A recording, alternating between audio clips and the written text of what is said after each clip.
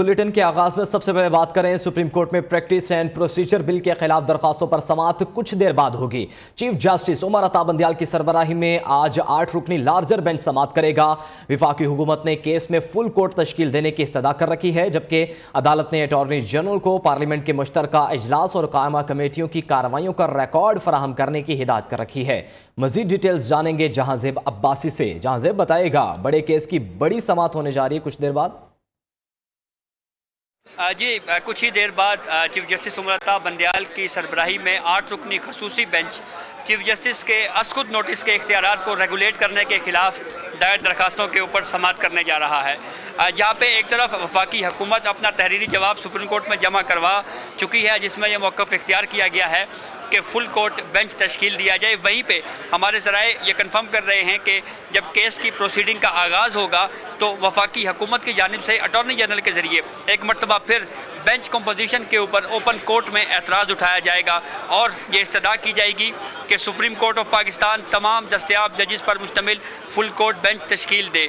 इससे कबल Pakistan bar council की जानिब से भी या फुल कोर्ट बेंच तश्कील दिए जाने पे या इंतहाई सीनियर 7 जजेस पर मुश्तमिल बेंच तश्कील देने की इस्तदा की गई थी। ये अलग बात है कि उन इस्तदाओं को जो अदालती कार्रवाई का ऑर्डर था उसका हिस्सा नहीं बनाया गया था।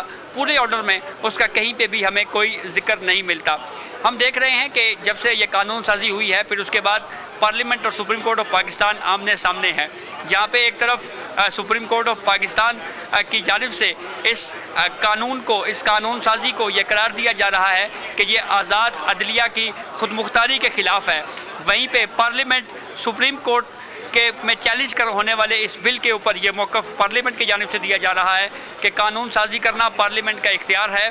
सुप्रीम कोर्ट ऑफ पाकिस्तान पार्लिमानी अमूर में और बिलखसूस जो कानून साजी का पार्लियामेंट का इख्तियार है उसमें मुदाखलत नहीं कर सकती। अब देखना यह है कि जब इत्तेहादी हुकूमत की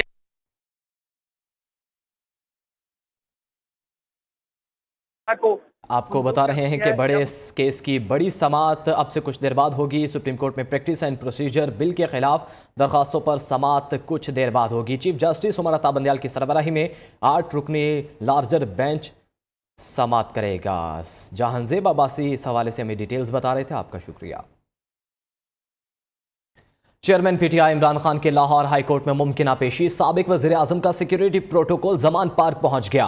5 एलीट फोर्स की गाड़ियां, एम्बुलेंसेज और जैमर्स की गाड़ी भी मौजूद है। लाहौर हाई कोर्ट में इमरान खान के खिलाफ 121 मुकदमात के अखराज की दरख्वास्त समाअत के लिए मुकर्रर है। मजीद डिटेल जानेंगे हाफिज महबूब से। हाफिज बताइएगा, कुछ देर बाद समाअत होगी, chairman PTI Imran Khan Lahore high court पेश होंगे।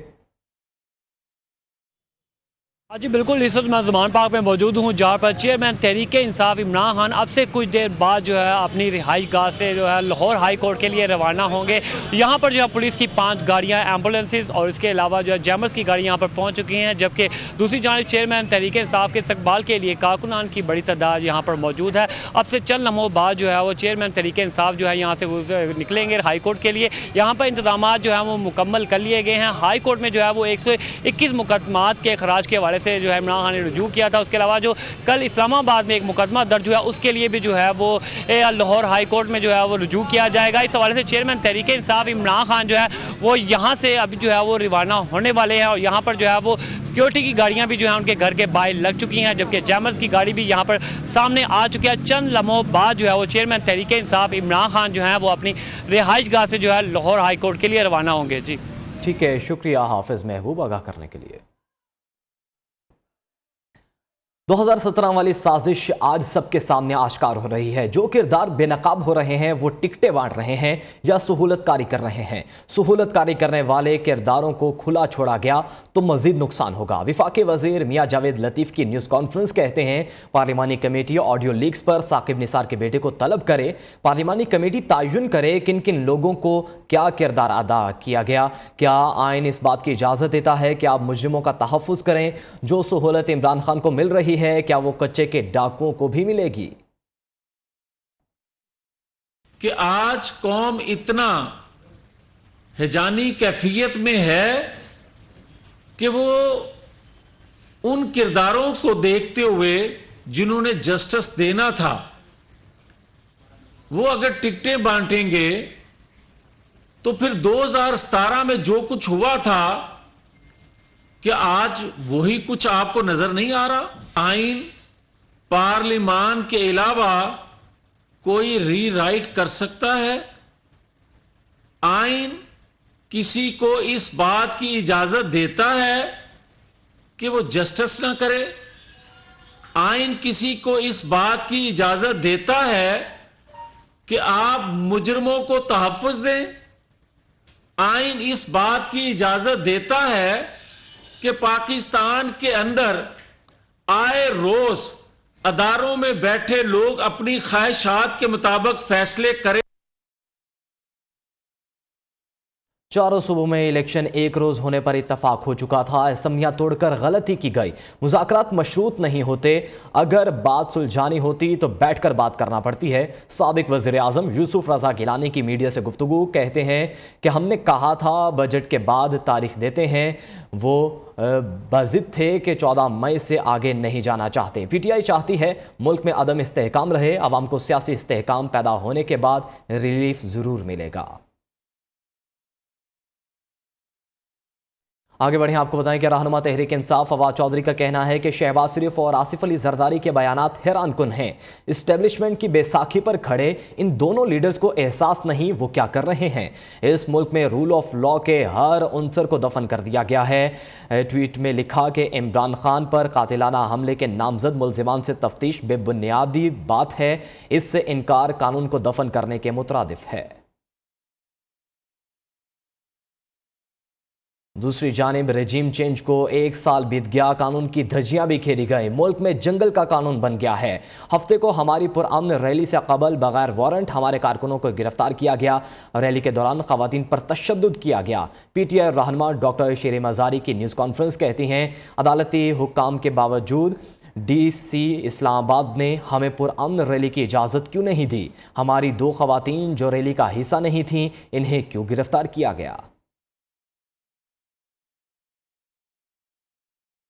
आगे बढ़ें, आपको बताएं कि पार्लिमानी कमेटी के जरिए जजिस की तैनाती का मामला सुप्रीम कोर्ट पहुंच गया। तारिक अफरीदी को पेशावर हाई कोर्ट का एडिशनल जज तैनात न करने की दरख्वास्त पर समाअत। वकील हामिद खान ने कहा जुडिशल कमीशन की सिफारिश के बावजूद तारिक अफरीदी को एडिशनल जज तैनात न किया गया। जस्टिस अथर मिनल्ला ने रिमार्क्स दिए इंटेलिजेंस एजेंसीज जजिस की तैनाती को कैसे कंट्रोल कर सकती है? इससे अदलिया की आज़ादी पर असर पड़ेगा। क्या पार्लिमानी कमेटी जुडिशल कमीशन की सिफारिशात को मुस्तरद कर सकती है?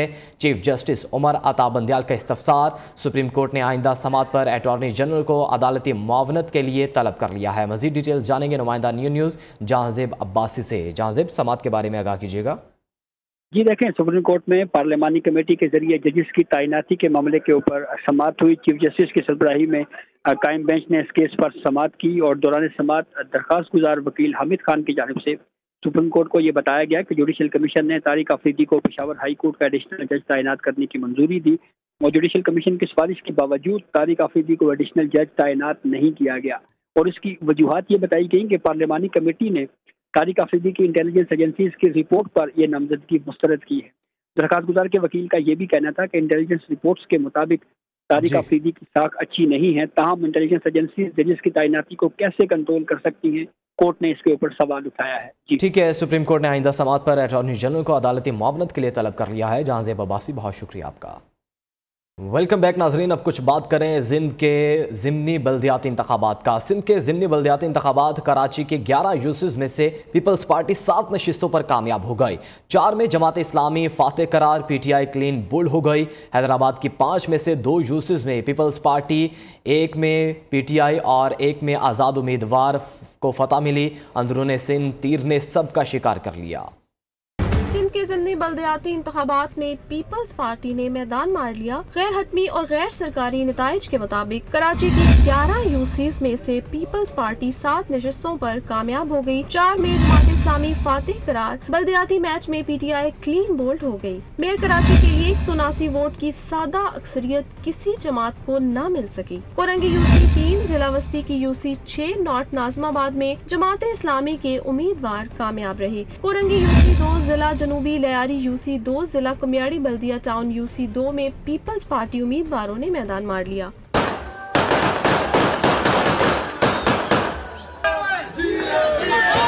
जिला गरबी की यूसी 2 औरंगी टाउन जमात इस्लामी के नाम रही, जबकि जिला गरबी की यूसी 1 औरंगी टाउन और जिला गरबी की यूसी 8 मोमिनाबाद में पीपल्स पार्टी उम्मीदवार करार पाए। हैदराबाद की 5 में से 2 यूसीज में पीपल्स पार्टी, 1 में पीटीआई और 1 में आजाद उम्मीदवार को फतह मिली। अंदरूनी सिंध तीर ने सबका शिकार कर लिया। अभी आपको बताएं कि पेशावर समेत खैबर पख्तूनख्वा में आटा बहरान संगीन सूरत हाल इख्तियार कर गया। पंजाब से गंदम की सप्लाई बंद होने और मुकामी फ्लोर मिल्स की हड़ताल के बायस सूबे में आटे की शदीद किल्लत है। सप्लाई कम होने से आटे के नर्ख भी बढ़ने लगे हैं। 20 किलो आटे का थैला 3500 रुपये में फरोख्त होने लगा है। हमारे नुमाइंदे अब्दुल क़य्यूम अफरीदी इस वक्त पेशावर की आटा मार्केट में मौजूद हैं, उनसे मजीद डिटेल्स लेंगे। जी अब्दुल क़य्यूम अफरीदी, आगाह कीजिएगा। जी बिल्कुल, खैबर पख्तूनख्वा में फ्लोर मिल्स एसोसिएशन ने 2 रोज़ के लिए जो है वो अलामती हड़ताल का ऐलान किया है और जिसके बायस पेशावर और मुल्क का इलाकों में जो है आटे का बहरान शिद्दत इख्तियार कर गया है। तो यहाँ पर हमारे साथ यहाँ पर डीलर मौजूद है, उनसे बात करते हैं कि क्या कहेंगे, सूरत हाल क्या है। अस्सलाम वालेकुम।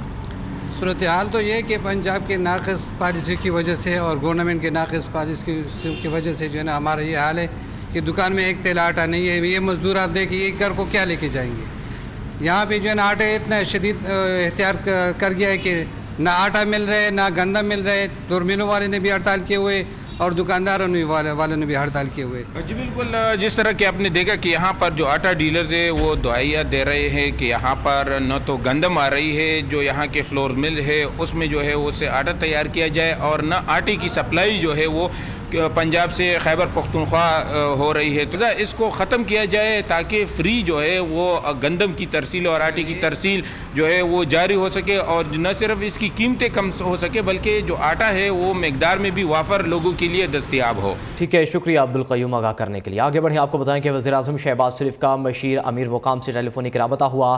खैबर पख्तूनख्वा में आटा बहरान बारे तफसीलात मालूम की। वज़ीर-ए-आज़म ने फौरी एक्शन लेते हुए तहकीकात का हुक्म दे दिया। आटा बहरान के खात्मे के लिए हुक्काम को फौरी इक़दाम उठाने की हिदायत की गई है। मज़ीद डिटेल्स लेंगे शाकिर अब्बासी से। जी शाकिर। देखें, जो केपीके में आटा बहरान अस्तर जो वज़ीर-ए-आज़म के बावन खुसूसी भी हैं और मुस्लिम लीग नून केपीके के सदर हैं अमीर मुकाम जो आजकल उज़्बेकिस्तान में है, उन्होंने वहाँ से लंदन में मौजूद वज़ीर-ए-आज़म शहबाज शरीफ से रब्ता किया और उन्होंने जो सूबे में आटे के बहरान के हवाले से जो सूरत हाल है और अवाम में जो तशवीश है उससे आगाह किया है। वज़ीर-ए-आज़म ने फौरी एक्शन लेते हुए तहकीकात का हुक्म दिया और फौरी तौर पर बहरान के खात्मे के लिए हुक्काम को जो है ज़रूरी इक़दाम उठाने की हिदायत की। और वज़ीर-ए-आज़म का कहना था कि खैबर पख्तूनख्वा समेत दीगर सूबे इतने ही अहमियत के हामिल हैं जितने कि पंजाब, इसलिए खैबर पख्तूनख्वा के अवाम की मुश्किलात को फौरी दूर किया जाएगा और वहाँ जो आटे की ठीक है, शुक्रिया शाकिर अब्बासी आगाह करने के लिए।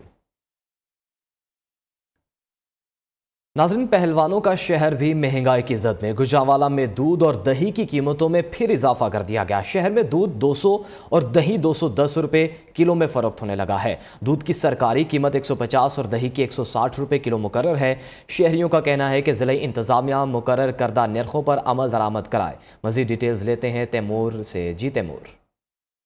जी बिल्कुल जी, गुजरांवाला में दूध और दही जो है वो दुकानदारों ने इसकी कीमतों में खुद साख्ता जो है वो इजाफा कर दिया है, जबकि जो सरकारी रेट है उसके मुताबिक जो है दूध 150 रुपये किलो और जो दही है वो 160 रुपये किलो दस्तयाब होना चाहिए। जबकि इस वक्त जो दूध और दही की दुकानों में दूध जो है वो 200 रुपये में फ़रोख्त किया जा रहा है और दही जो है वो 210 रुपये में फ़रोख्त किया जा रहा है। हमारे साथ इस वक्त शहरी भी मौजूद हैं, उनसे जानते हैं। अच्छा जी, आप क्या कहना चाहेंगे कि महंगाई जो है काफ़ी ज़्यादा हो गई है? हाँ जी, ये साल में 2 मरतबा 20-20 रुपये करके महंगा होता है दूध और दही। हम मजदूर लोग हैं, हम कहाँ से ये इतना ज़्यादा जो है ये बढ़ाते हैं रेट, तो हम कहाँ से ये लाएं पैसे। बस यही है हमारा और जी। जैसा कि आपने इनकी बात सुनी, इनका कहना था कि जो दूध और दही की जो कीमतें हैं उस पर ज़िला इंतज़ामिया को जो है कंट्रोल करना चाहिए। जो आम आदमी है वो इतनी महंगा। ठीक है, बहुत शुक्रिया आगाह करने के लिए तैमूर।